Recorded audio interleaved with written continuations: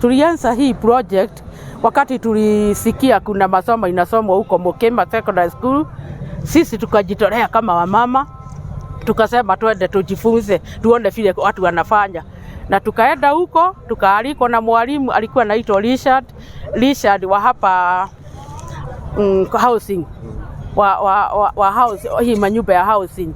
Akatusaidia sana, tukasoma, tulisoma mwezi moja tukiwa huko Mukima.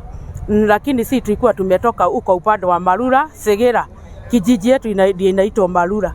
Wakati tulimaliza masomo, tukapewa certificate. Tukaona hiyo certificate sio ya kuweka kwa nyumba. Tukaenda tukaunda kikundi, tukatafuta wengine, tukatafuta wamama wengine na vijana hata na wazee. Na wakaonelea ni mzuri kwa sababu wakati tunaenda kujenga, tulikuwa tunajenga nyumba za habitat za wale watu hawajiwezi, na tulikuwa tunalipwa pesa.